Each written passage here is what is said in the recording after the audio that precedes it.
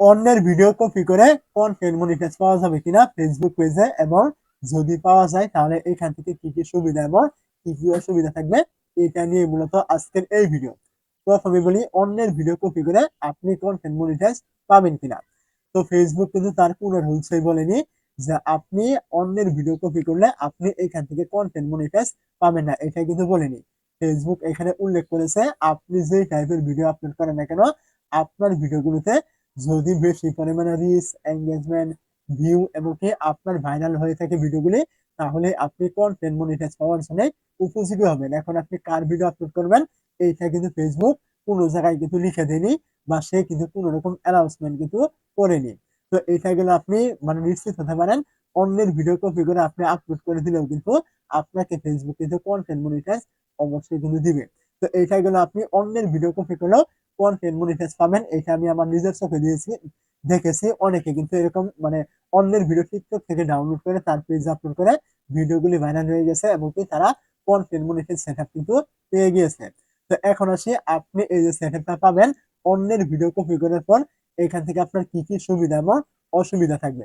প্রথমে বলি সুবিধার কথা। অন্যের ভিডিও তো আপনি আপলোড করে দিয়েছেন, ভিডিওগুলি ভাইরাল হয়ে গেছে, বা আপনি কোনো কারণে কন্টেন্ট মনিটাইজ পেয়ে গিয়েছেন, এটা হলো আপনার সুবিধা। মানে আপনি তাড়াতাড়ি কোনো রকম পরিশ্রম ছাড়াই আপনি কন্টেন্ট মনিটাইজ সেটা পেয়ে গেলেন। তো এখন আসি অসুবিধার কথায়, যে আপনি কি কি অসুবিধায় পড়বেন। তো অসুবিধা হলো আপনি কন্টেন্ট মনিটাইজ পেলেই কিন্তু আপনার পেজটা কিন্তু মনিটাইজ হয়ে গেল না। এইটা সেটআপ পাওয়া একদম সাধারণ বিষয়, কিন্তু মনিটাইজ পাওয়া কিন্তু একটা বড় কথা। সেটআপ এটা যে কেউ পেতে পারে, অন্যের ভিডিও কপি করেও পেতে পারে, নিজের ভিডিও আপলোড করেও মানে পেতে পারে। এটা কোনো রকম ম্যাটার করে না।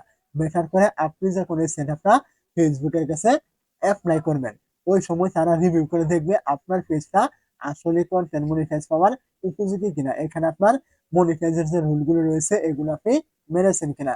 সমস্ত কিছু ঠিক থাকলে আপনাকে তারা কন্টেন্ট মনিটাইজ দিয়ে দিবে। যদি আপনার পেজে কোনো রকম গরমিল পায়, আপনি অন্যের ভিডিও আপলোড করেছেন, ওইখানে আপনার নিজের কন্টেন্ট নেই, এমন যদি কোনো কিছু পায় তাহলে কিন্তু ওইটা আপনার আজীবন রিভিউ থেকে যাবে। জিন্দেগিতেও কিন্তু ওইটা আপনার কোনো রকম মানে রিপ্লাই কিন্তু আসবে না, ফেসবুকের পক্ষ থেকে কোনো রকম ফিডব্যাক আপনি পাবেন না। এরকম কিন্তু অনেকের সাথে কিন্তু হয়েছে।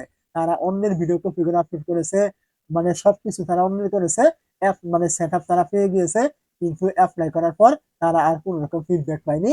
এবং যদিও যারা পেয়েছে আনঅরিজিনালিটি কন্টেন্ট, এটা কিন্তু ভায়োলেশন ঢুকে গিয়েছে, তারা কোনো রকম মনিটাইজ পায়নি। তো এখন অন্যের ভিডিও আপলোড করলে আপনি সেটআপ তো ঠিকই পাবেন, কিন্তু পেয়ে কিন্তু আপনার কোনো রকম লাভ কিন্তু হবে না। আপনি মনিটাইজ এপ্লাই করলে অবশ্যই কিন্তু আপনাকে ওইখান থেকে কোনো না কোনো সমস্যা কিন্তু দেখানো হবে। তো অবশ্যই অন্যের ভিডিও আপলোড করা থেকে বিরত থাকবেন। আপনি ফেসবুক হোক, ইউটিউব হোক, যেখান থেকে হোক আপনি ইনকাম করতে চাইলে অবশ্যই নিজের ভিডিও, অন্যের ভিডিও আপনি কপি করতে পারেন, সেখানে আপনার নিজের অ্যাক্টিভিটি এড করতে হবে, তাহলে আপনি ওইখান থেকে মনিটাইজ পাবেন। অন্যের ভিডিও টিকটক থেকে ডাউনলোড করে নিয়ে আপলোড করে দিলাম, ঠিক সেইখান থেকে আপনি মনিটাইজ পেয়ে ইনকাম করবেন, এরকম চিন্তা আপনাকে ভুলে যেতে হবে। ইউটিউব হোক, ফেসবুক হোক, যে কোনো সোশ্যাল মিডিয়া হোক, আপনি এইসব চিন্তা বাদ দিয়ে নিজে কি পারেন সেখানে কাজ করুন, অবশ্যই আপনি ইনকাম করতে পারবেন।